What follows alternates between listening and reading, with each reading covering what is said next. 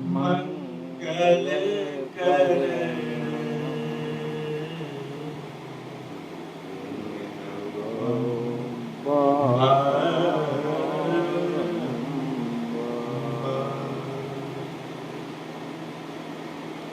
धन्य धन्य सतगुरु सुखद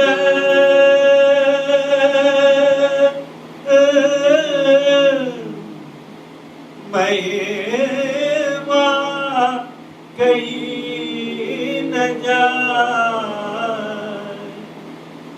जो कछु कहूँ तुम्हारी कृपा होते कछु न बरसाए।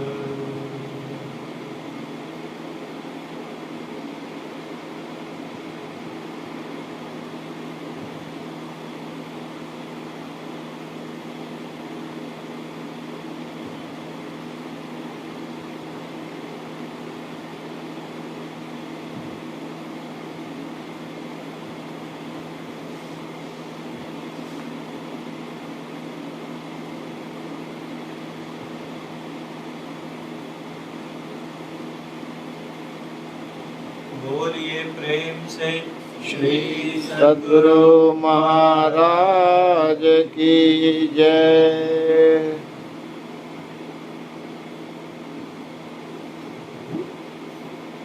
समवेत समादरणीय सत्संग प्रेमी,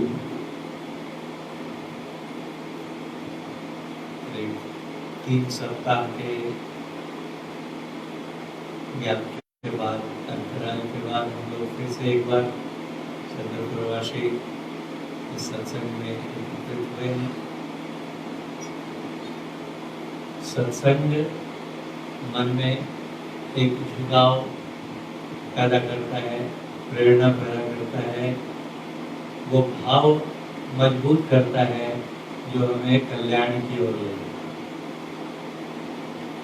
गुरु महाराज कहते थे कि अगर आप कल्याण चाहते हैं तो परमात्मा का भजन करें। और भजन का स्वरूप कैसा हो तो कहते थे कि भजन ऐसा नहीं करें, ये मानकर नहीं करें कि थोड़ा जब ध्यान कर लिया और बाद में शरीर छूटा तो परमात्मा मिल जाएगा। ये बहुत ही मिथ्या धारणा है। जब भी शरीर है तो थोड़ा ध्यान भजन कर लो, जब कर लो, और उसके बाद जब यहाँ से जाओगे तो परमात्मा मिलेंगे, उनके दर्शन होंगे। गुरु महाराज कहते थे कि ऐसा कभी होने को नहीं है। सिर्फ गुरु महाराज ही नहीं, सभी साधु संतों ने, उपनिषदों ने, शास्त्रों ने यही बात कही है। अभी आपने भजन सुना ही कबीर साहब का, साधु भाई जीवत ही करवास। गुरु महाराज कहते थे कि अगर आप भजन कर रहे हैं इस जन्म में और करते करते अधूरा ही रह गया, पूरा नहीं हो पाया और प्राण छूट गया, तो फिर जन्म मिलेगा और फिर करेंगे, और फिर भी नहीं पूरा हुआ तो पुनः जन्म प्राप्त होगा और फिर करेंगे। लेकिन करते करते जब जीवन रहते हुए जब तक परमात्मा को नहीं देख लिया, तब तक मरने के बाद कोई परमात्मा नहीं मिलेगा। कहने का भाव ये है कि अगर हम लोग मुक्ति पाना चाहते हैं, अपने स्वरूप में स्थित होना चाहते हैं, या परमात्मा दर्शन करना चाहते हैं, तो ये जीवन रहते हुए, शरीर के रहते हुए ही करना होगा। और यदि शरीर के रहते हुए हमने अपनी साधना पूरी कर ली, अपने स्वरूप का साक्षात्कार कर लिया, परमात्मा के दर्शन कर लिए, तब हमारी मृत्यु के बाद भी हमारी मुक्ति होगी और हम परमात्मा में मिलकर परमात्मा स्वरूप ही होंगे। अर्थात भक्ति जब भी पूरी होगी तब शरीर रहते हुए ही पूरी होगी। शरीर को छोड़ने के बाद, मानव शरीर को छोड़ने के बाद अन्य किसी भी शरीर में रहते हुए इस साधना को आगे बढ़ाया नहीं हो सकता। चाहे वो पवित्र से पवित्र देव योनि हो, जहाँ तक हमारी साधना पहुंची है उससे अगर आगे हम उन्नति करना चाहते हैं, उससे आगे जाना चाहते हैं, तो वो उस देव योनि के छूटने के बाद ही होगा जब हमें पुनः मानव तन प्राप्त हो। इसलिए नर तन की विशिष्टता हो। सृष्टि में जितने प्रकार की योनियां हैं उनमें से सर्वश्रेष्ठ सर्वोत्तम योनि मनुष्य की योनि को माना गया। क्यों माना गया है? कि इसमें रहते हुए ही हम वो प्राप्त कर सकते हैं जो अन्य किसी भी योनि में प्राप्तव्य नहीं है, कभी भी किसी भी कीमत पे प्राप्त नहीं किया जा सकता।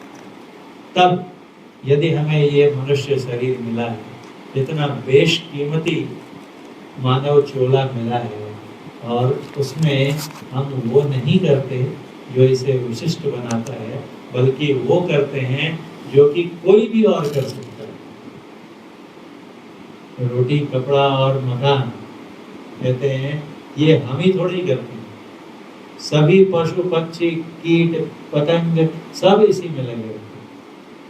सब अपना भोजन की व्यवस्था करने में लगे रहते हैं। देखिए पशुओं को, पक्षियों को सुबह उठते ही कहते हैं कि पक्षियों का कलरव होता है, लेकिन उसके बाद देखिए क्या चीज में भिड़ जाते हैं।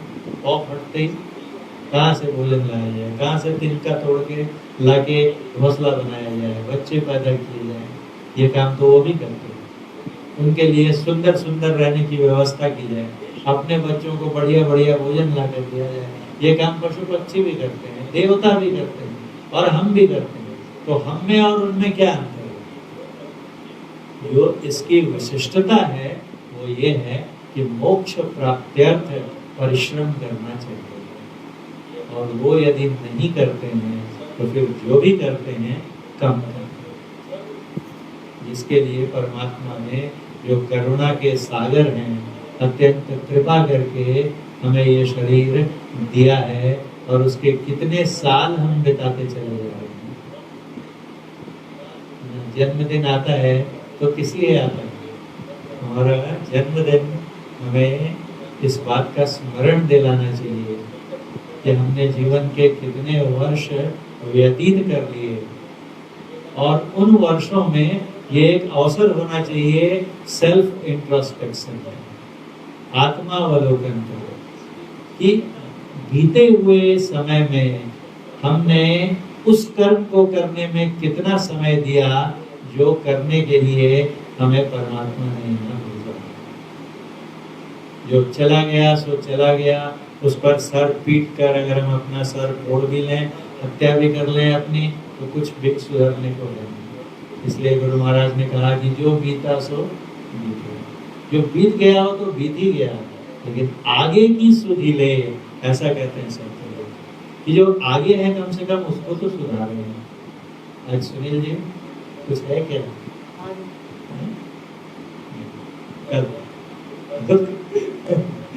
तो जब भी जिनकी भी हमारे हम में से किन्हीं का भी बर्थडे आता है उसको सेलिब्रेट करते हैं, तो जब करते हैं तब तो ठीक है, लेकिन थोड़ा सा एकांत समय निकाल कर और हमें ये देखना चाहिए, इस बात पर विचार करना चाहिए कि कितने वर्ष चले।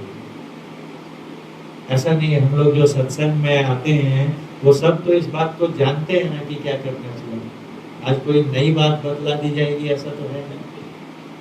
हम सब जब से सत्संग कर रहे हैं तब से ये बात इसी पर चर्चा करते आ रहे हैं, ये मनुष्य शरीर हमें किस लिए मिला है और इसको पाकर क्या करना चाहिए। लेकिन जो हमारी वास्तविक अवस्था है, जो हमारा यथार्थ है, वो कैसा है, उस पर विचार करें, और फिर उससे आज जैसा है कल को उससे बेहतर बनाने का प्रयास करें। यदि हम ऐसा करते हैं कि अगर हर आने वाला कल बीते हुए कल की अपेक्षा सुंदर है, श्रेष्ठ है, तो हम सही मार्ग पर हैं, अन्यथा हम कहीं न कहीं चूक कर रहे हैं। और ये चूक करवाता कौन है हमसे? तो कहा कि मन करवाता है, मन ही है, बड़ा ढीठ है। लेकिन अभी हमने जो भजन सुना, क्या कहते हैं कबीर साहब? मानत नहीं मन मोरा सब, साधु किसको कहते हैं? जो अपने को साधना चाहते हैं, अपने शरीर को, अपने मन को जो साध कर रखना चाहते हैं, वो होते हैं साधु। साध कर रखना मतलब उसे वश में, नियंत्रण में रखना। नियंत्रण में रखने का अर्थ कि उससे वही कर्म करवाना जो करना चाहिए, और वो कर्म नहीं करने देना जो नहीं करना चाहिए। इस तरह से यदि हम अपने तन और मन को रखते हैं तब हम साधु हैं, और नहीं है तो सिर्फ कहलाने के लिए। मतलब ये मन है ही ऐसा, मानत नहीं मन। बार बार मैं कहीं समझाऊं, हर बार समझाता हूँ, एक बार नहीं, हजारों लाखों बार इसको समझा चुका हूँ। इस संसार में जीवन जो है बहुत थोड़े काल के लिए है। ये शरीर जो है कच्ची मिट्टी का घड़ा है, क्षण भंगुर है, कब फूट जाएगा पता नहीं। इसलिए चेतो, क्या सोवत गफलत के मारे, जाग जाग मन में। मन को जगाने का प्रयास करते रहते हैं, लेकिन ये मन जो है इसे आदत ऐसी पड़ी हुई है, ये बस मौके की तलाश में रहता है और खिसक रहता है। और जो सच्चा पुरुषार्थ है हमारा, इस मानव शरीर को पाकर जो सच्चा पुरुषार्थ हम कर सकते हैं वो क्या है? तो इस मन को वश में करो, यही पुरुषार्थ है। पुरुषार्थ मतलब कि मर्द के शरीर में है ना, मर्द के शरीर में आ जाना और कुछ काम करना, ये पुरुषार्थ नहीं। गुरु महाराज ने कहा कि आओ वीरो मर्द बनो, अब जेल तुम्हें तजना होगा, मन निग्रह के समर क्षेत्र में सन्मुख किरण। मर्द कौन? क्या कहते हैं कि जो मनो निग्रह, ये युद्ध क्षेत्र है जहां सामने कौन है? तो दुश्मन कोई दूसरा नहीं है। ये कैसी विचित्र विडंबना है कि जो बाहर में युद्ध क्षेत्र होता है, कुरुक्षेत्र होता है, तो वहाँ एक तरफ पांडव, दूसरी तरफ कौरव, एक तरफ भारत, दूसरी तरफ पाकिस्तान है, अलग दो शत्रु सेनाएं हैं।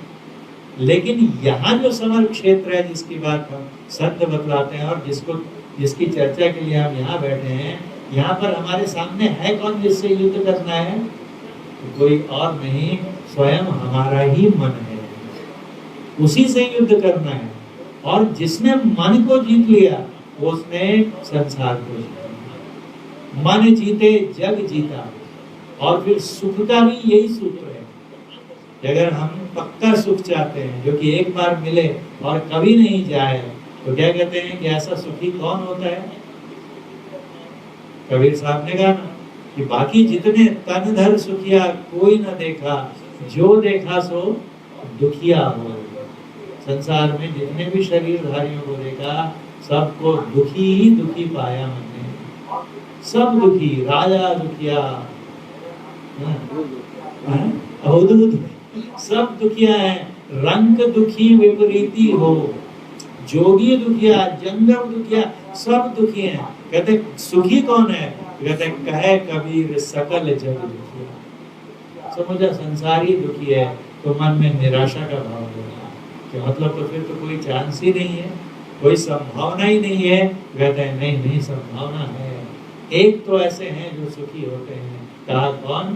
तो कहते हैं कहे कबीर सकल जग दुखिया, संत सुखी।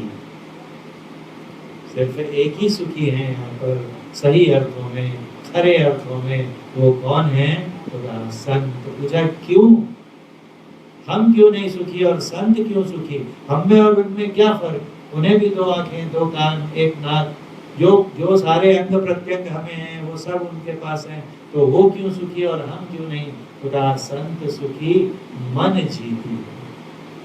उन्होंने मन पर विजय प्राप्त कर ली है।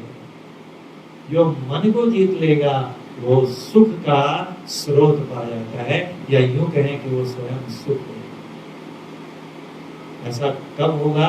जब हम अपने मन को सही अर्थों में समझाने में कामयाब हुए। अभी कल ही कोई ग्रुप में चर्चा चल रही थी, उसमें मन के बारे में ही लिखा गया। अश्विनी ने पोस्ट डाला था कि अपेक्षा हम रखते हैं लोगों से, और अपेक्षा पूरी नहीं होती है तो दुखी हो जाते हैं, क्रुद्ध होते हैं, दुख झेलते हैं। तो अगर हम अपेक्षा ही न रखें तो दुखी क्यों होंगे? तो फिर उसी पर पूरक पोस्ट में लिखा मैंने कि ये बात तो सही है कि दुख क्यों होता है, क्योंकि हम अपेक्षा रखते हैं। हमारा पुत्र है, उसका बढ़िया से लालन पालन करते हैं और साथ में अपेक्षा कर लेते हैं कि उसका पालन पोषण हमने अच्छे से किया, भरण पोषण किया, अब जब मैं वृद्ध हो जाऊंगा तो वो मेरी सेवा करेगा, मेरी देखभाल करेगा। और नहीं किया तो क्या हुआ? अपेक्षा की उपेक्षा हो गई और फिर मन में दुख हुआ, द्वेष हुआ, क्रोध हुआ, पश्चाताप हुआ, मन जो है कलुषित हुआ। अब प्रश्न उठता है कि अपेक्षा की थी किसने? कौन था जो अपेक्षा करता है और अपेक्षा नहीं होने पर उपेक्षित होने का अनुभव करता है और उसके फलस्वरूप दुखी होता है, उद्विग्न होता है, अशांत होता है? तो उत्तर क्या होगा?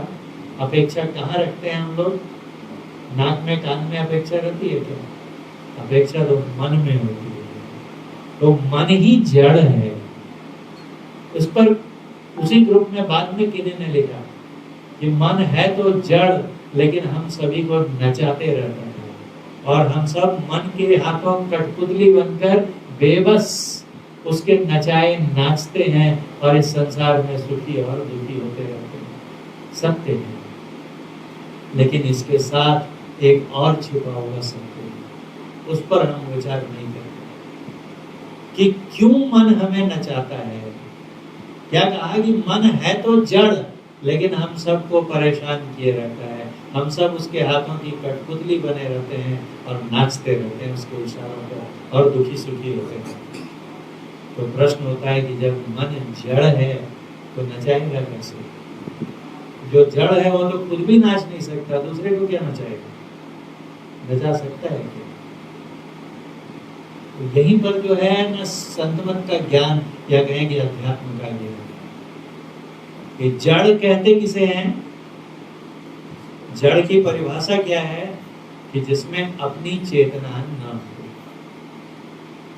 उसमें खुद चैतन्य नहीं है, लेकिन कोई अगर उसमें चेतना का प्रवेश करा दे तो कहीं बाहर से उसके अंदर में चेतना प्रविष्ट करा दी जाए तो वही जो अब तक जड़ था चेतन बन जाता है और अपने को चेतन मानने लग जाता है। कैसे?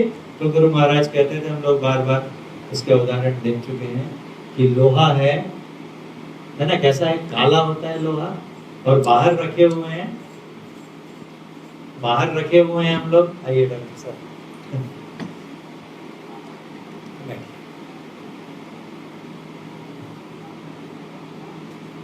बोलिए प्रेम से श्री सद्गुरु महाराज की जय। ये बहुत ही सुंदर उदाहरण गुरु महाराज देते हैं कि लोहा है, उसका रंग कैसा? कुधातु बोलते हैं उसको, पारस परस कुधातु सुहाई। कुधातु क्यों कहते हैं? क्योंकि काला रंग होता है लोहे का और ऐसे रखा हुआ है नॉर्मल टेम्परेचर पे तो हाथ में पकड़ सकते हैं, ठंडा है, और उसको आग में डाल दें और डालकर छोड़ दें बहुत देर तक। जब उसे अग्नि का संग प्राप्त हो जाता है तो अग्नि का गुण क्या है? दाहकता, जलाना। और रंग वर्ण कैसा उसका? तो लाल। अब लोहा जो काला था और शीतल था उसको डाल दिया हमने आग में और थोड़ी देर के बाद हाथ से तो पकड़ने की हिम्मत कर नहीं सकते, सड़सी से पकड़ते हैं और निकालते हैं तो देखते हैं कि कैसा है। तो वो भी काले से लाल हो गया और गुण जो ठंडा था उसको छूने की हिमाकत कर सकते हैं क्या? कैसा हो गया? तो गुण भी दाहकता का उसमें आ गया। जब तक, कब तक उसमें ऐसा रहेगा? लोहे का रंग लाल कब तक रहेगा? जब तक वो आग के संग, अग्नि के संग रहेगा। उसका रंग लाल और उसमें दाहकता का गुण, ये दोनों कब तक रहेंगे? जब तक वो आग के साथ है। उससे निकाल दीजिए और पानी में डाल दीजिए तो लाल रंग भी गया और उसकी ऊष्मा भी चली गई। लेकिन जब तक उसके साथ था, देखिए जाके जो स्टील फैक्ट्रीज हैं, आयरन एंड स्टील फैक्ट्रीज, उनके ब्लास्ट फर्नेसेस को देखिए, एवं कोल के फर्नेसेस को देखिए, ऐसे लोहा पिघलता हुआ निकलता है। जैसे पानी की जल की धारा बहती है वैसे लोहे की धारा बहती है और लाल लाल लपटें जैसे निकलती हैं वैसे। और उसमें किसी को अगर डाल दिया जाए, कभी कभी ऐसे रेयर एक्सीडेंट्स होते हैं, गिर गया तो हड्डी तक का पता नहीं रहता है गल जाती है। तो क्या था तो लोहा, लेकिन उसका स्वभाव कैसा हो गया, अग्नि का हो गया। क्यों? क्योंकि उसमें आग्नेयता आ गई। किसकी वजह से? तो जब तक अग्नि का संग रहा। वैसे ही जड़ किसको कहते हैं कि है तो वो जड़, जड़ अर्थात उसमें कोई ज्ञान नहीं है, कुछ कर नहीं सकता, बोल नहीं सकता, सुन नहीं सकता, सूंघ नहीं सकता, देख नहीं सकता, स्पर्श ज्ञान नहीं ले सकता, गंध ग्रहण नहीं कर सकता। लेकिन जब उसे किसी चेतन का संग हो जाता है तब वही जो है चैतन्य हो जाता है। ठीक है, ये शरीर है और इसमें जैसे ही चेतना आई कि हम सब कुछ करने लग जाते हैं, देखने लग जाते हैं, सुनने लग जाते हैं, सूंघने लग जाते हैं, सब सारे गुण आ गए ना। कौन देखता है? तो आंखें देखती हुई लगती हैं, लेकिन आंखें मुर्दे की भी होती हैं, वो देखता है वो नहीं देखता है ना। कान उसके भी होते हैं, वो सुनता है क्या? तो कान तो है ही, सुनता क्यों नहीं? प्रश्न है ना। क्योंकि कान जड़ है, जब वो अकेला है तो कुछ नहीं कर सकता, लेकिन जब दुकेला हो गया यानी संग हो गया किसका? तो चेतना का, तो सब कुछ करने लगे। अब प्रश्न क्या है यहाँ पर कि देखिए, एयर कंडीशनर भी होता है और हीटर भी होता है, और दोनों कभी कभी एक में कार में हमारे पास रहते हैं, हीटर भी रहता है और एसी भी रहता है। और जब हम गाड़ी ऑन करते हैं, है ना, इग्निशन ऑन, इंजन ऑन हो जाता है तो वहां से एक धारा आती है ना। और अगर उसका नॉब हमने गाड़ी का हीटर पे रख दिया था और अब जब हमने इंजन ऑन किया तो उसमें धारा आई ना, आई तो अब वो क्या करेगा? हीट करने लगेगा ना, क्योंकि हमने उसका नॉब घुमा के किधर कर दिया था? हीटर पे कर दिया था, और हीटर पे कर दिया, बंद है गाड़ी, लेकिन नॉब कहाँ पर है? हीटर पे है। अब जैसे ही हमने इंजन ऑन किया तो एक धारा आई, धारा का प्रवाह हुआ, उसको संग मिला। अभी तक तो कितना भी मैक्सिमम हीट के पास ले जाके नॉब रख दीजिए, कुछ होता है क्या? उससे होकर हवा आएगी नॉर्मल, जैसी बाहर हवा है वैसे ही अंदर भी आएगी। लेकिन जैसे ही हम लोग इंजन ऑन करते हैं तो धारा का प्रवाह होता है और वो हीटर के कॉइल में आती है, और अब हीटर क्या करने लगता है? तो हीट करने लगता है, ऊष्मा देने लगता है। और अब उसको हमारे गर्मी लग रही है, गलती से हमने ऑन कर दिया, तो क्या करते हैं? वापस ले जाते हैं और उसको कूल वाले मोड में रख देते हैं और मैक्सिमम कूल कर रखते हैं। अब क्या करता है?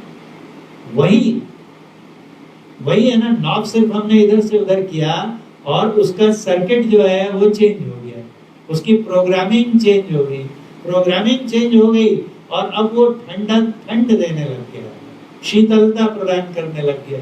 लेकिन इंजन ऑफ कर दीजिए तब क्या होगा? खत्म। जैसे इंजन बंद किया हमने तो उससे ठंडी हवा आनी बंद, अब हवा आएगी। अगर अभी हम लोग 45-46 के टेम्परेचर पे चल रहे हैं और इंजन बंद कर दें तो सिर्फ ब्लोअर चलेगा और कैसी हवा आएगी? जैसी बाहर है। और फिर जब ऑन करते हैं हम लोग तो इस बार जो है नॉब कहाँ पे बंद होते समय था? बंद होते समय नॉब कहाँ पर था? कूल मोड में था। और अब जब हम लोग इंजन चालू करते हैं तो फिर से वही धारा आती है जो पहली बार आई थी, लेकिन पहली बार धारा आई तो गर्मी मिलने लगी हमको, और अब वही करंट है, लेकिन आया तो अब हमको क्या मिलने लगी? शीतलता मिलने लगी। क्या बदला? नॉब की स्थिति बदली, है ना? नॉब की स्थिति बदली, उसके साथ अब हमारे पास सॉफ्टवेयर इंजीनियर है तो प्रोग्रामिंग चेंज। जैसे एयर कंडीशनर हम लोग चालू करते हैं और बहुत गर्मी है और उसको 18, 19, 20 पर सेट कर देते हैं और ऑफ कर देते हैं, और फिर जब चालू करते हैं तो उसकी सेटिंग कहाँ पर रहती है? 18, 19 पर ही रहती है, और बहुत ठंड लगने लगी तो बढ़ाकर उसको 29, 30 पर कर देते हैं और फिर स्विच ऑफ करते हैं, और जब फिर ऑन करते हैं वापस उसको तो कहाँ से आता है? वो कहाँ से फिर 18 पर जाता है क्या? नहीं, 29, 30 पर ही जाता है। तो कहने का मतलब क्या हुआ? दो चीजें हैं। एक तो धारा आई, लेकिन जिसमें आई उसकी स्थिति कैसी है, उसकी प्रोग्रामिंग कैसी है, उसकी हार्डवायरिंग कैसी है और उसका सॉफ्टवेयर कैसा है। हार्डवायर हमारा शरीर हो गया और सॉफ्टवेयर उसका मन हो गया। तो जो प्रोग्राम हमारा है, जब हम ऑन करेंगे, एग्जीक्यूट बटन दबाएंगे, तो जो प्रोग्राम है वही एग्जीक्यूट होगा। समझ रहे हैं ना बात? यही चीज हमारे मन के साथ भी लागू है। मन है तो जड़, लेकिन इस जन्म में पूरे समय हमारा संग कैसा रहा, तो दुनियादार लोगों के साथ में रहे, जो पैसा कमाना ही सब सुख समझते हैं, जो जाके बाहर में होटल में मौज मस्ती करना ही उसी में सुख मानते हैं, जो बढ़िया हमें और तरह के सांसारिक जो संसाधन है उनका, उनकी प्राप्ति में समय बिताना ही उसी में आनंद मानते हैं। और ऐसा करते करते करते ही प्राण छूट गया। प्राण छूट गया मतलब करंट इंजन बंद हो गया, करंट निकल गया, लेकिन मन की प्रोग्रामिंग हो चुकी है। क्या प्रोग्रामिंग हुई कि इस जीवन में हमने उसको पूरा जो संग दिया, किसका दिया? सांसारिकता का दिया, दुनिया का दिया, विषयों को भोग का दिया, और वो पूरा प्रोग्राम उसमें सेव हो गया। अब हो तो गया जड़। जब मर गया तो मन कुछ कर सकता है क्या? उससे चेतना निकाल दीजिए, मन कुछ नहीं करेगा, लेकिन उसमें प्रोग्राम है।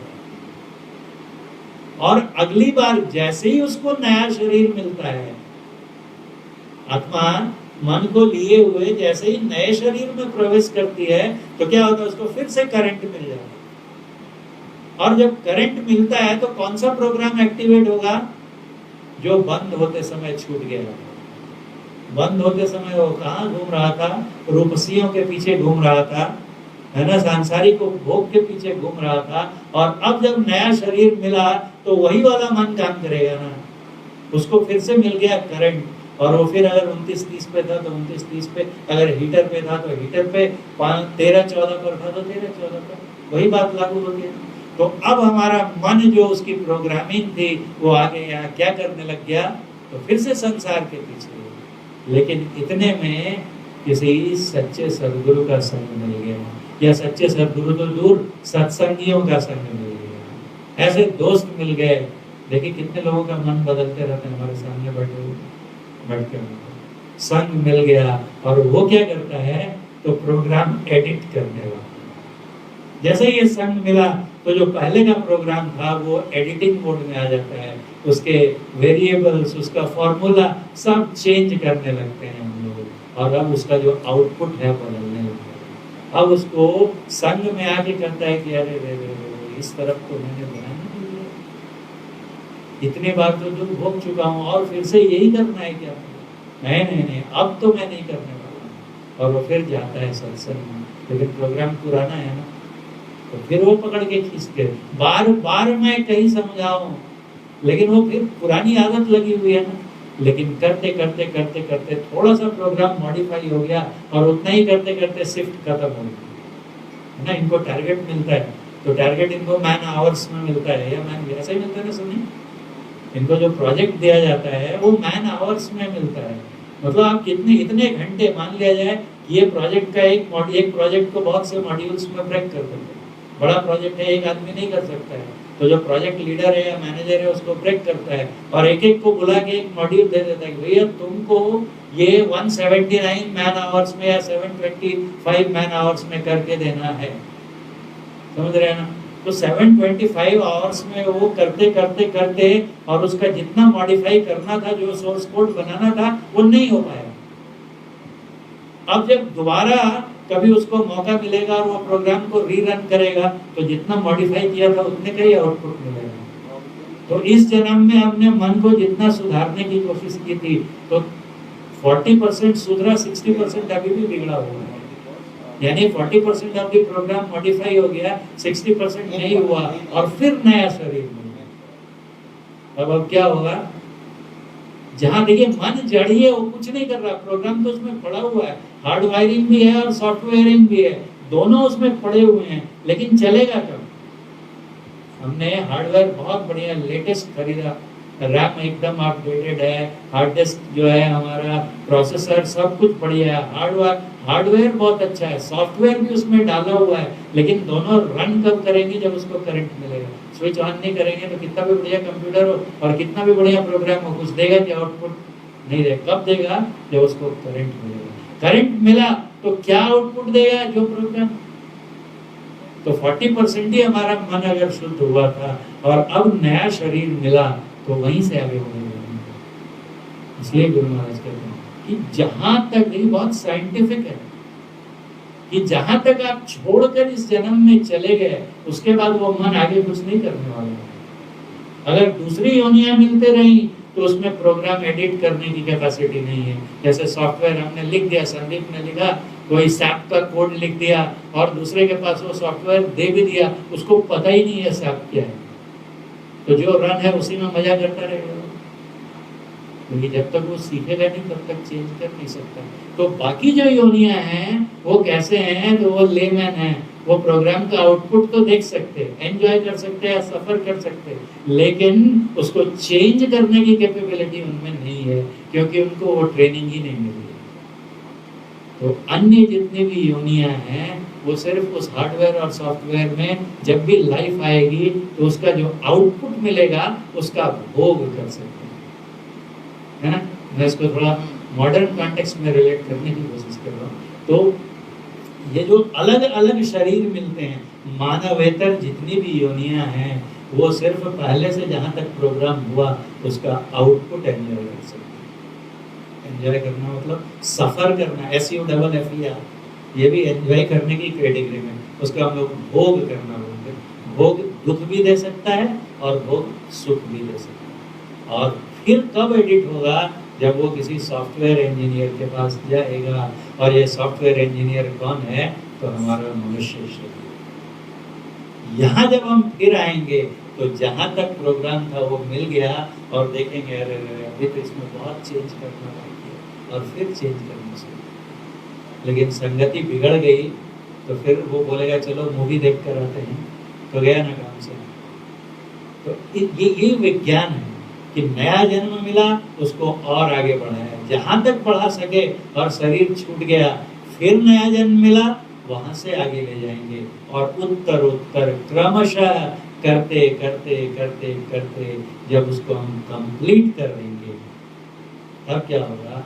अब उसका जो रिजल्ट होगा वो अनचेंज। या इसको ऐसा कहें कि हमने उसका हार्डवेयर भी निकाल के फेंक दिया और सॉफ्टवेयर भी निकाल के फेंक दिया। मैंने दो बातें, अगर हमने हीटर नॉब पे छोड़ दिया था तो क्या करेगा? गर्मी देगा, पहले ही गर्मी है उस पर और गर्मी देगा। और अगर उसको कूल मोड पे छोड़ दिया था और जब करंट आया तो कूलिंग देगा।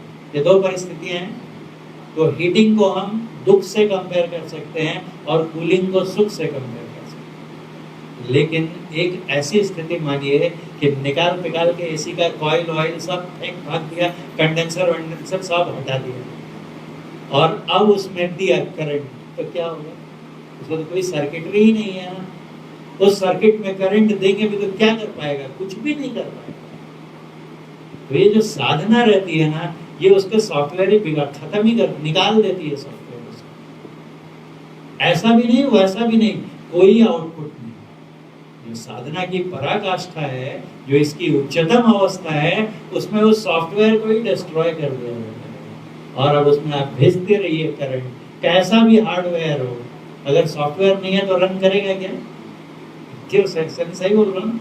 कितना भी लेटेस्ट हार्डवेयर आप मंगा लीजिए और उसमें OS नहीं है, ऑपरेटिंग सिस्टम नहीं है, कोई दूसरा एक जो है आपका सॉफ्टवेयर नहीं है, वर्किंग एप्लीकेशन सॉफ्टवेयर नहीं है, तो वो हार्डवेयर के रहते हुए उससे कुछ होगा क्या? तो शरीर मिल जाता है, लेकिन जिसका सॉफ्टवेयर जल गया है ना, मन सॉफ्टवेयर है, उसको हमने डिस्ट्रॉय कर दिया।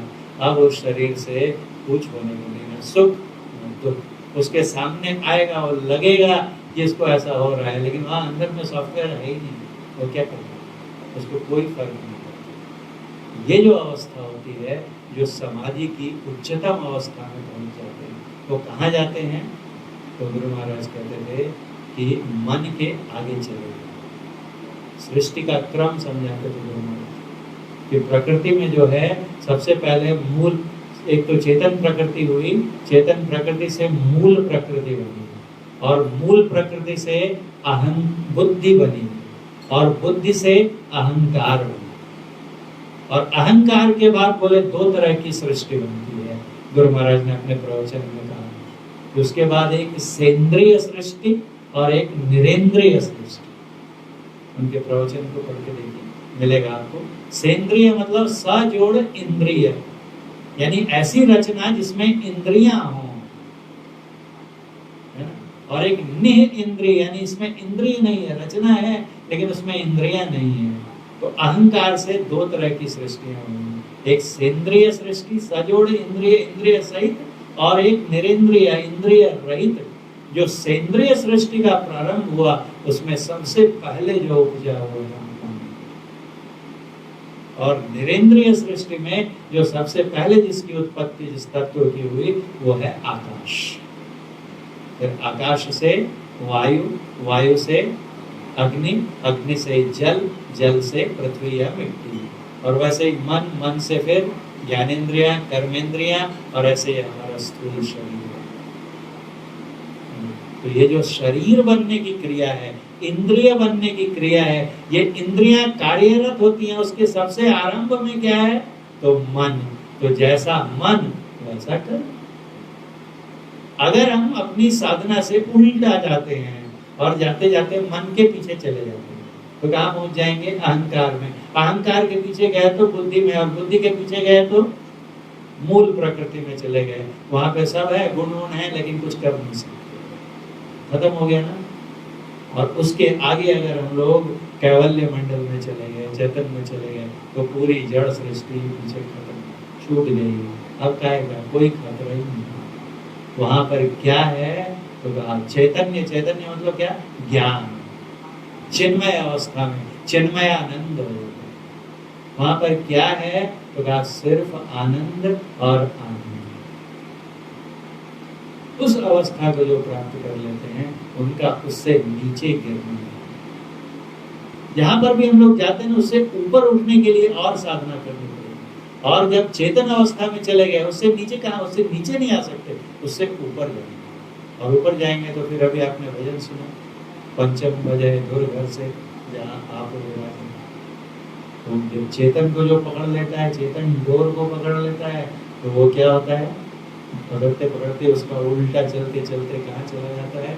जहाँ से वो चेतन निकला है। कहाँ से निकला है? तो कहा कि जो जड़ और चेतन दोनों के परे है, जो प्रकृति और पुरुष दोनों के परे है, पुरुषोत्तम है, वहाँ पहुँच जाते हैं। और वहाँ पहुँचने पर सिर्फ परमात्मा श्रेष्ठ। ये जो है हमारी साधना का विज्ञान है। मेरे ख्याल से इससे हमें समझ में आता है कि मन कुछ नहीं करता है।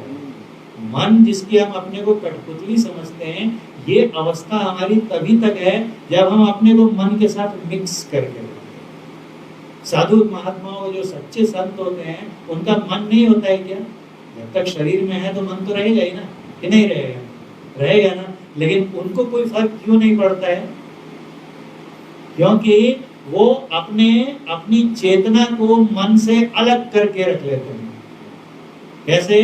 तो गुरु महाराज उदाहरण देते थे, और संतों ने भी दिया है कि जिमी दूध के मथन से निकसत है घी जतन से, तिमी ध्यान के लगन से पर ब्रह्म लेने आया। क्या कहने का मतलब हुआ कि दूध में घी मिला हुआ रहता है ना। दूध है तो 1 किलो दूध में बहुत बढ़िया दूध है मान लीजिए, तो 200-250 ग्राम उससे 200 ग्राम खोआ मिलेगा, है ना। एक घी मिलेगा 200 ग्राम, 150 ग्राम जैसी दूध की क्वालिटी। और 1 लीटर दूध नहीं है, आधा लीटर दूध है, तो उसमें घी मिलेगा कि नहीं? कम मिलेगा ना। और अगर 100 ml है और अगर 1 ml है, कुछ तो घी रहेगा ना उसमें। और छोटे 1 बूंद घी है तो उस बूंद के अनुपात में ही उसमें घी रहेगा। तो जब भी दूध है तो उसमें घी है, लेकिन उसको हम लोग टोन्ड मिल्क लेते हैं, toned milk, double toned milk, triple toned milk, तो क्या करते हैं? उसको मत के उससे घी मक्खन निकाल के जाते हैं। और देखिए मक्खन मत्ते हैं हम लोग, दूध से या दही से उसके मथने के बाद, जब तक नहीं मथा था तब तक वो मक्खन कहाँ था, उसी में था ना, लेकिन मिला हुआ था। और जब मथ दिया तो मक्खन ऊपर तैरने लगता है। अब उसके बाद उसको कितना भी मिलाइए, मिलेगा क्या, वो हमेशा उसके ऊपर ही तैरता रहेगा। और डाल दीजिए दूध, उसके ऊपर आ जाएगा, और डाल दीजिए मट्ठा, उसके ऊपर आ जाएगा, हमेशा अपने ऊपर रहेगा। जो अभी तक उससे मिला हुआ था, मथ दिया उसे, मंथन किया मथनी से, तो उसके ऊपर आ गया और अब दोनों पृथक हो गए। अब दूध में एक बार मक्खन निकाल लिया तो हम लाख प्रयास कर दें उसमें मिला नहीं सकते। वैसे ही है मन और चेतन। दूध है जड़ और घी है चेतन, दोनों मिले हुए हैं तो बहुत गाढ़ा दूध जो शुद्ध रहता है पिए, उसमें घी जैसा आता है ना, मजा आ गया। क्यों मजा आ गया? क्योंकि उसमें वो घी है, मक्खन है। उसको निकाल दीजिए, ट्रिपल टोन मिल्क पीने में कैसा लगता है? आता है वो टेस्ट है, क्यों नहीं आता है? उससे निकल गया। तो वैसे ही मन है जड़ और दूध और चेतन है घी, दोनों पहले मिले हुए हैं। मथेंगे किससे? तो तिमी ध्यान के मथन से। जो ध्यान है ये मथनी है। जब हम लोग ध्यान साधना करते हैं तो मन रूपी दूध को मथते हैं और मथते मथते उससे निकाल लेते हैं मक्खन या घी। कौन सा? चेतन। तो जो महात्मा, सच्चे महात्मा होते हैं, साधु महात्मा होते हैं, वो इस ध्यान की क्रिया के द्वारा अपने चेतन को मन से अलग कर लेते हैं। अब मन अभी भी है, दूध अभी भी है, लेकिन अब मक्खन उसमें मिलेगा नहीं। वैसे ही उनका जो चेतन होता है, उनकी जो चेतना होती है, किनकी? सच्चे संतों की, वो मन के रहने के बाद भी उसमें मिलती नहीं है। तो मन ही अगर नचा सकता था, जो प्रश्न उठाया गया कल, तो वहां मैं जवाब इसलिए नहीं लिख सका कि लिखने में बहुत समय लगता है। इतनी बात लिखेंगे, कितना समय लगेगा लिखने में, तो इसलिए छोड़ दिया मैंने। लेकिन विचार करके देखिए कि मन में अगर नचाने की शक्ति रहती तो संतों के मन को क्यों नहीं नचाते, संतों को क्यों नहीं नचा पाती? कबीर साहब तो चैलेंज करते हैं ना कि ठगनी क्या नैना चमकावे, क्या ना आंखें मटकी मार रही है, आंख मार रही है, कबीरा तेरे हाथ ना हो, नहीं आऊंगा तुम्हारे हाथ, तुम में कैपेसिटी नहीं है कि मुझे टच भी कर सको। तो मन तो उनका भी है ना, वो उनका कुछ नहीं बिगाड़ पाता। क्यों?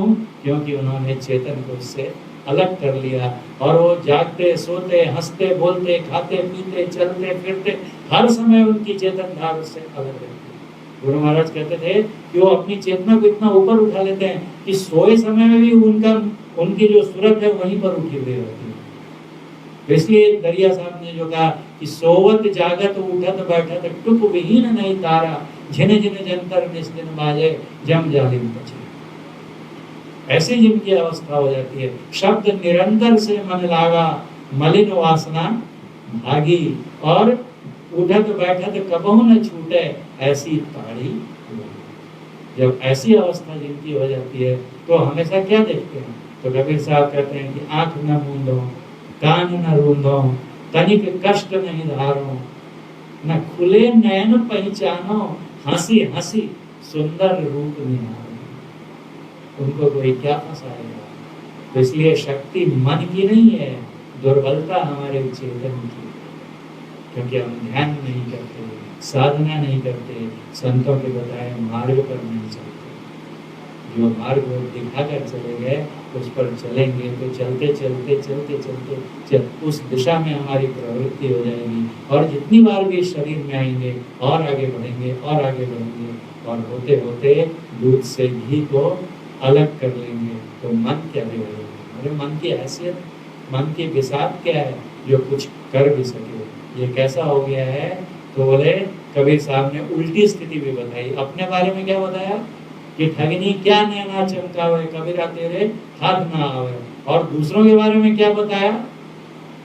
तो कहते हैं कि लोगवा कोई न पतिया है, कोई विश्वास नहीं करता है। क्या? तो बघवा के बचवा बिलैया ले जाए। बाघ के बच्चे को बिल्ली लेके भागी जा रही है, कैसी दुर्गति है? सिंह सावक को बकरी लेकर भाग जाए, यह मानने योग्य बात है, लेकिन होता तो यही है। क्योंकि हमें गरेड़िए का, मन रूपी गरेड़िए का संग हो गया है। इंद्रिय रूपी भेड़ बकरियों के साथ में हम भी मिमियाते रहते हैं, उन्हीं के साथ घास भूसा खाते रहते हैं और दुखी होते रहते हैं। ज्ञानी पुरुष आते हैं तो कहते हैं सिंहस्य पुत्रा, तुम तो सिंह की संतान हो, उत्तिष्ठत, उठो, जागृत, जागो, प्राप्य वरात निबोधत। वरात मतलब वर, श्रेष्ठ पुरुष जो हैं वरात, उनसे निबोध अर्थात ज्ञान प्राप्त करो और ज्ञान प्राप्त करके उस मार्ग पर चलो। नहीं तो कहते हैं शरीर का क्या गर्व करते हो, क्या सांवर, क्या गोरा हो, बिना भक्ति तन काम ना हो। ये शरीर किस काम का है? कोटि सुगंधि चबोड़ा हो, इसमें कितना भी डिओड्रेंट लगा लीजिए, पाउडर लगा लीजिए, इतर लपेट दीजिए, कोई काम नहीं होने वाला है। इस माया को देखकर मत भूलो, ये कुछ काम नहीं आएगा। क्या करूं? तो कहते हैं कि आजहू आने मिलो सत्संग, जो बीता सो बीते, अब भी तो आओ सत्संग में, सत्संग में मिल जाओ और सतगुरु माननी हो रहा है। सतगुरु जो सिखाते हैं उनके ज्ञान को मानो और उसके हिसाब से चलो। लेत उठाई परत भूल गिर गिरी, बच्चा जो शुरू में चलता है तो उसको माँ गोद से उतार देती है और चलता है और गिर जाता है, उसको फिर से उठा लेती है और फिर छोड़ती है, फिर गिर जाता है, फिर उठा लेती है, फिर छोड़ती है तो अगली बार एक कदम चलता है, फिर गिर जाता है, फिर उठाती है और फिर चलाती है। ऐसे एक कदम दो कदम चलते चलते बार बार के प्रयास से बच्चा चलने लगता है, संभलने लगता है, फिर दौड़ने लगता है। ऐसे ही स्थिति हमारी सूरत की है, जिसको हम लगाना चाहते हैं अपने लक्ष्य पर। गुरु महाराज ने कहा कि अपनी वृत्ति ठीक बीच में रखो, सामने रखो, सिमटी हुई दृष्टि से देखो। कैसे देखो? तो ज्यों सुई बिच डोरा हो। गुरु महाराज कहते थे जैसे बंदूक चलाने वाला निशाना अपने लक्ष्य को देखता है, जैसे सुई में डालते समय हम अपने पूरे ध्यान को एकाग्र कर लेते हैं, वैसे ही अपने अंदर में आंखें बंद कर अंधकार में अंधकार के पट पर सामने देखो, सिमटी हुई दृष्टि से देखो। ऐसे देखो जैसे सुई में धागा पिरोते समय देखते हैं। और देखते देखते क्या होता है, ध्यान वहाँ टिकता नहीं, कभी नीचे गिर जाता है, कभी ऊपर खिसक जाता है, कभी बाएं कभी दाएं। लेकिन जैसे माँ हमको संभालती रहती है वैसे हमको खुद से संभालते रहना है। संभालते संभालते ये प्रत्याहार की का प्रतीक है जो इसके ऊपर वाली है कि गिरा उठा दो, गिरा संभालो, गिरा संभालो। बार बार जहाँ जहाँ मद भगी जाए ताही तह से तत्क्षण, और उसको क्या करिए? तो फेरी फेरी ले आई लगाइए घेरे में। जहाँ भागा मन पकड़ के लाओ, पकड़ के लाओ, पकड़ के लाओ, गिरा उठाओ, गिरा उठाओ।